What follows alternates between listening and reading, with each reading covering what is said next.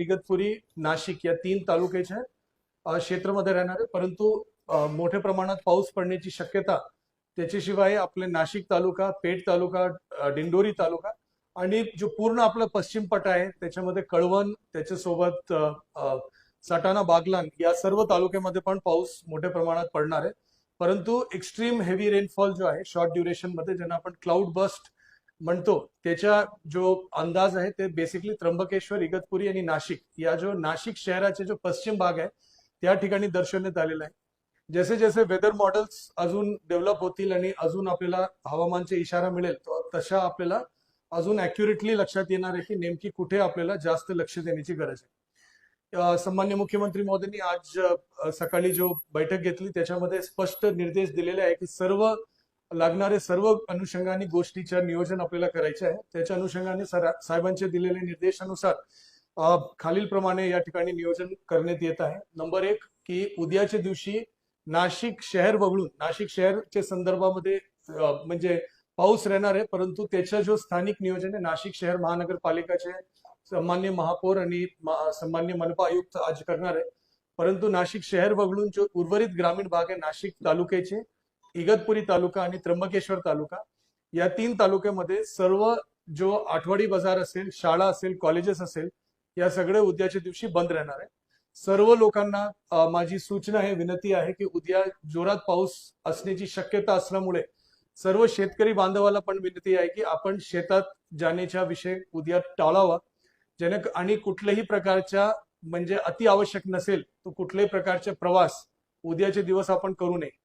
काही रस्ते आपण बंद करणार आहे, म्हणजे ज्या ठिकाणी दगड कोसळण्याची शक्यता आहे त्याची एक यादी काही वेळात PWD, राष्ट्रीय महामार्ग आणि पोलीस विभागाच्या माध्यमातून ट्रॅफिक डायव्हर्जनचे काही आदेश काही वेळात आपण आपल्या समोर देणार आहे. परंतु माझी सर्व नागरिकांना, शेतकऱ्यांना यही विनंती राहील की कारण नसताना आपण बाहेर पडू नये.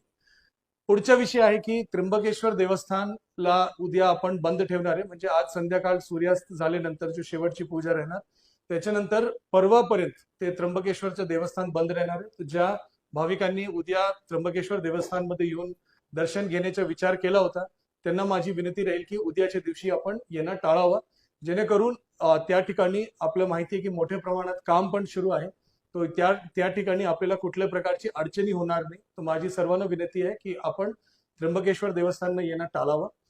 तशाच सप्तशृंगी गडमध्ये त्या परिसरामध्ये क्लाउड बसचा अंदाज नसेल तरी जोरात म्हणजे ऑलमोस्ट 65 mm पेक्षा जास्त पाऊस पडण्याची शक्यता दर्शवण्यात येत आहे आणि त्या ठिकाणी पण गर्दी होऊ नये म्हणून उद्याच्या दिवससाठी सप्तशृंगी देवस्थानला पण आपण बंद ठेवण्याची असं सूचना देत आहोत. त्याच्या व्यतिरिक्त आपल्याकडे ज्या लो लाईंग रिजन्स आहेत, ज्या ठिकाणी flood prone low lying regions आहेत, त्या गावाची यादी आणि त्या लोकेशन्स आपण सांगितलंय. परंतु याच्यामध्ये मेजर अडचणी कुठे येतोय, ज्या ठिकाणी आपल्याकडे फ्री फ्लोईंग नदी आहे, म्हणजे पहिला बंधारा आणण्याच्या पूर्वीचे फ्री फ्लोईंग नदी. जिल्हा परिषद आणि लघु पाटबंधारे विभागाला असं सूचना देण्यात आली आहे की जो फ्री फ्लोईंग नदी आणि छोटे बंधारे आहे, ज्या मोठ्या प्रमाणात पाणीचा प्रेशर आला तर ते फुटण्याची शक्यता असते, त्याचे गेट कृपा करून उघडून ठेवावा असं त्याला सूचना अगोदरच देण्यात आलेला आहे. त्याच्या सोबत जो लो लाईंग रिजन्स आहे, जो नदीच्या साधारण पाणी स्तर प्लस 2 मीटरच्या रेंजमध्ये असलेले जेवढे भाग आहे त्या सगळे घर असेल या कुठले इतर स्ट्रक्चर्स असेल, जनावरांचे गोठे असेल, त्या सर्वांना शिफ्ट करण्याची सूचना या ठिकाणी ग्रामपंचायतच्या माध्यमातून सगळ्या ठिकाणी देण्यात येत आहे, नगरपालिकेच्या माध्यमातून देण्यात येत आहे. यदि पाणी फ्लोला कुठल्या प्रकारची अडथळा असेल तर त्याला आता आज दुपारी स्वच्छ करून घेण्यासाठी सर्व नगरपालिकेला, ग्रामपंचायतला सूचना देण्यात आलेल्या आहे की पाणी फ्लोला कुठल्याही प्रकारचा बाधा राहू नये आणि पाणीचं डायरेक्शन असं असावा जेणेकरून जास्त पाणी आला तो म्हणजे ते कुठल्या घरामध्ये शिरणार नाही, याच्यासाठी सर्वांना सूचना देण्यात आलेल्या आहे. तसेच जो काही स्ट्रक्चर्स अनस्टेबल असेल, ज्यांच्या खाली सबसर्फेस फ्लो असेल, त्या ठिकाणी पण त्याला सूचना देण्यात आलेल्या आहे.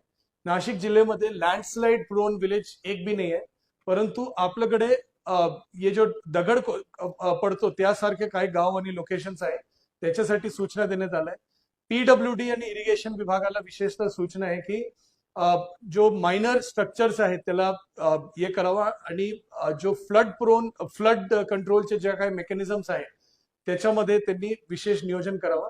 जो कालवा आहे, जो कॅनल्स आहे, त्याला रिकामी ठेवावा, सो दॅट ओव्हरफ्लोचं पाणी त्याच्यामध्ये सोडता येतो, ते ऑटोमॅटिकली तिथून जाणार आहे.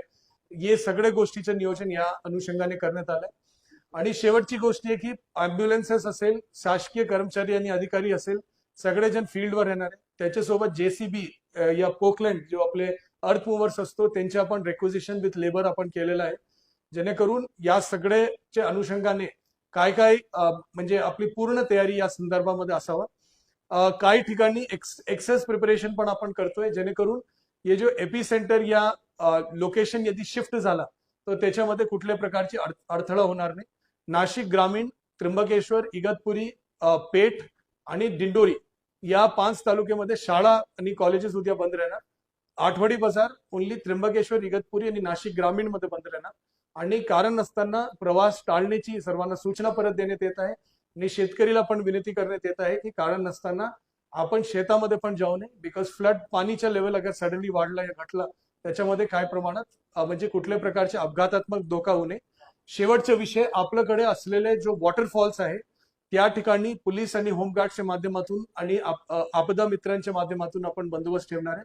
आणि त्यासोबत जो आपले जो लो लाईंग ब्रिजेस आहे त्या ठिकाणी पण आपले म्हणजे डायव्हर्जन्स आणि रोड ब्लॉकेजेस राहणार आहे, जेणेकरून तिथे कुठल्या प्रकारची गर्दी होणार नाही. आणि एसडीआरएफ धुळेची एक पथक नाशिक शहरामध्ये आपण म्हणजे रेडी अवस्थेत ठेवणार आहे की यदि कधी डिप्लॉयमेंटची गरज पडली तर आपण करणार. त्याच्यासोबत रेल्वे विभागाला पण आपण कल्पना दिलेली आहे, क्योंकि इगतपुरीचा जो मार्ग आहे ते मोठ्या प्रमाणात या मुंबईला जोडणारे आणि मोठ्या प्रमाणात ट्रॅफिक असलेला मार्ग आहे. तर त्या ठिकाणी इगतपुरी च्या भागासाठी या जो हवामान खात्याचा अंदाज आहे